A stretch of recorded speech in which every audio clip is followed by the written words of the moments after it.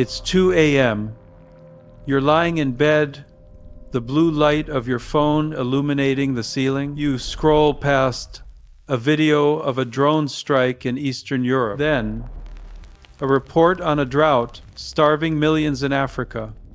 Then, a riot in a capital city that looks like a war zone. You put the phone down, but the feeling doesn't go away.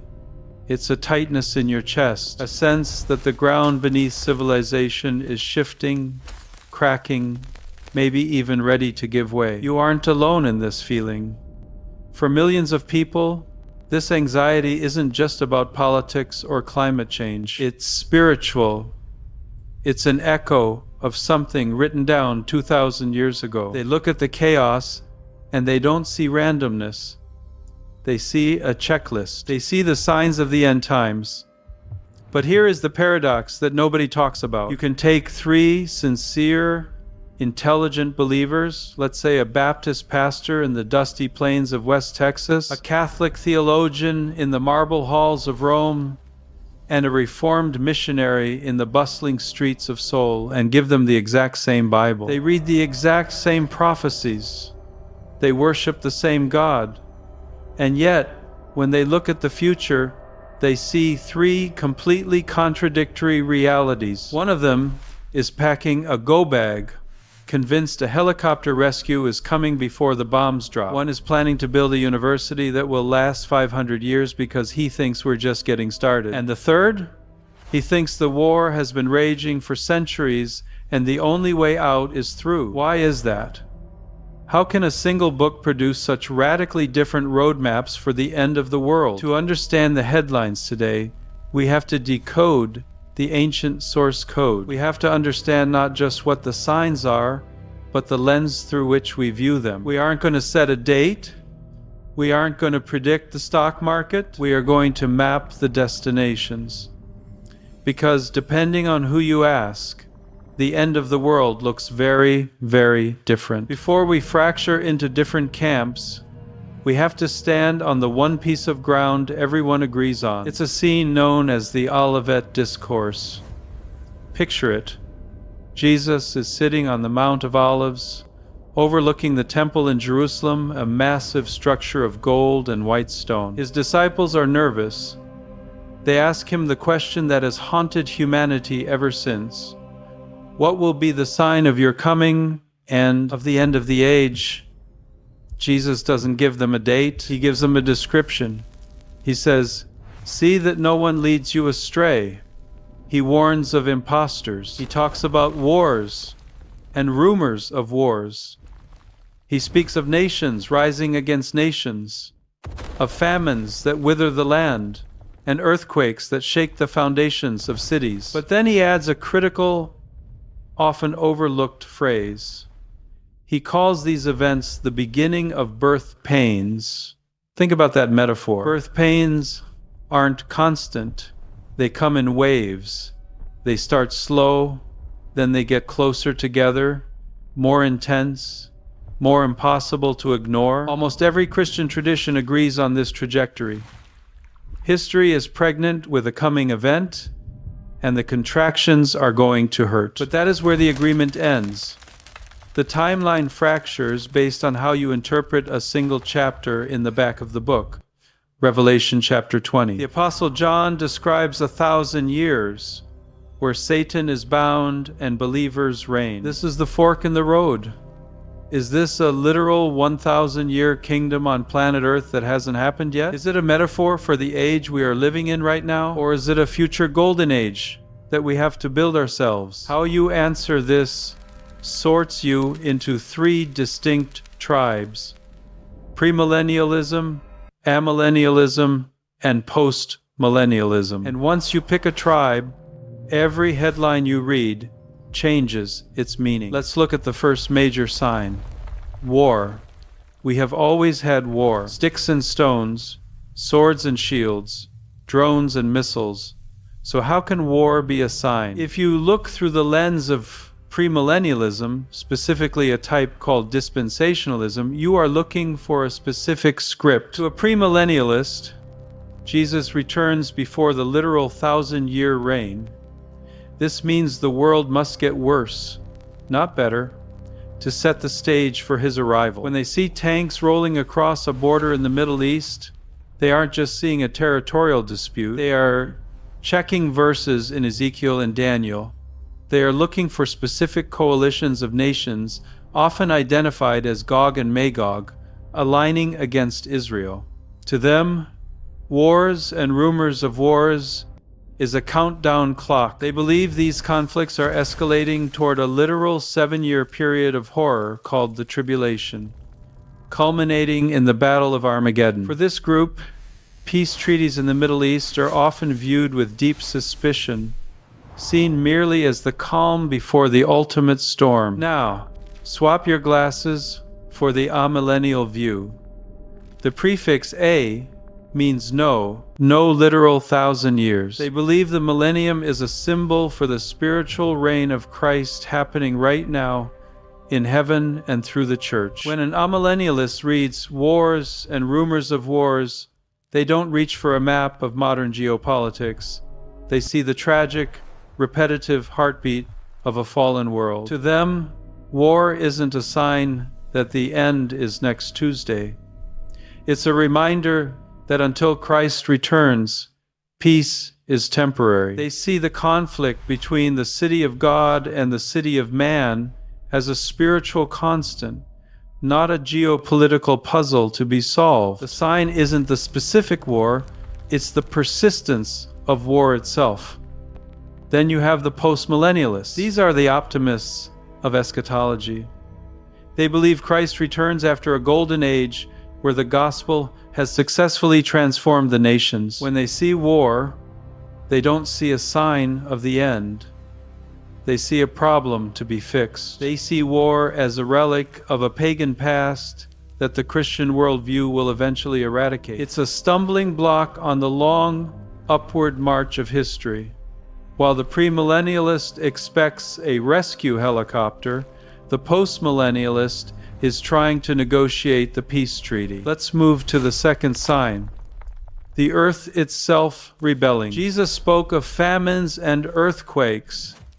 We live in a 24-hour news cycle where every hurricane and tremor is broadcast live to our pockets. For the premillennialists, the frequency is key.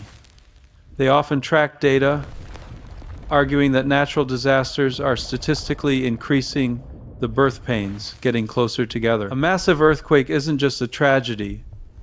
It's a billboard from God saying, time is running out.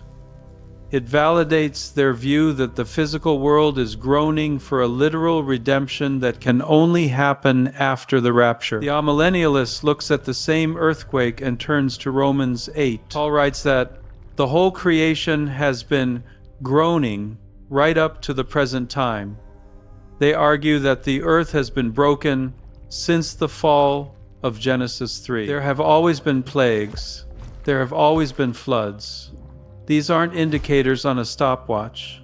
They are the tragic background noise of life between the first and second coming. It's a call to endurance, not a call to calculate dates. The postmillennialist takes a different angle. They don't deny the tragedy, but they focus on the response.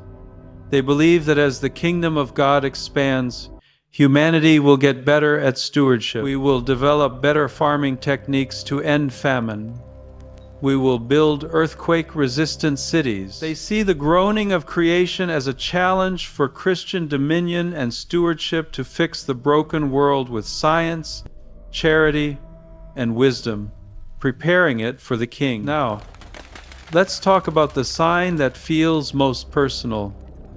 Moral decay. You scroll through social media and you see narcissism, rage, and a complete collapse of traditional values. The Apostle Paul wrote to Timothy that in the last days, people would be lovers of self, lovers of money, proud, arrogant, abusive, without self-control.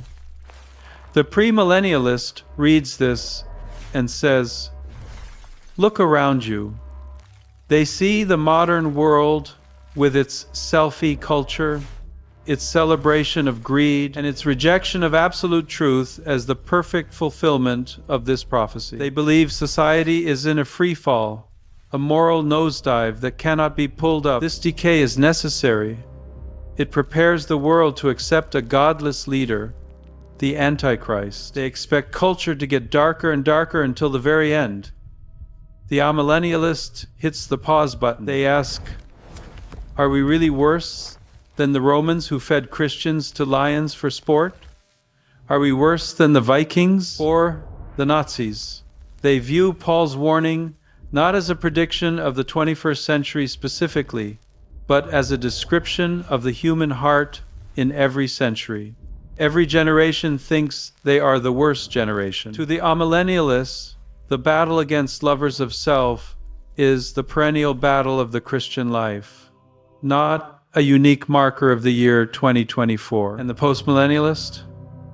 They fundamentally disagree with the pessimism. They look at history and see an upward trend. They argue that despite the headlines, the world is actually less violent, more just, and more Christianized than it was 2,000 years ago. They view current moral confusion as a temporary pushback against the advance of the gospel. They believe the Holy Spirit is stronger than the spirit of the age, and that eventually, righteousness will become the norm, not the exception. Finally, the most modern sign of all, deception and technology. Jesus warned that many will come in my name and deceive many. Today, we have algorithms that feed us lies and artificial intelligence that can fake reality. For the premillennialist, technology is often viewed with deep suspicion. They look at AI, biometric tracking, and digital currencies, and they see the infrastructure for the mark of the beast. How else could a global leader control who buys and sells? They look at the prophecy in Daniel that knowledge shall increase, and see our information age as the final setup for the great deception. The amillennialist warns us not to get distracted by sci-fi scenarios. They believe the spirit of the Antichrist is already here, and it's been here since the 1st century. It's not necessarily a computer chip. It's any philosophy that denies Jesus. It's secularism. It's materialism. The deception is subtle and spiritual, operating in our universities and our hearts, not just in a microchip. The postmillennialist sees technology as a neutral tool that must be captured for the kingdom. If knowledge increases, that's a good thing. It means we can translate Bibles faster. We can spread the gospel to closed nations via the internet. They refuse to cede the future of innovation to the enemy. So, we return to the three men with the Bible. The premillennialist is watching the clock, waiting for the rescue. The amillennialist is walking the path, enduring the struggle. The postmillennialist is laying bricks, building for the future. Who is right? It depends on your hermeneutic, your rules for reading. Do you take prophecy literally or symbolically? Do you see a difference between national Israel and the church?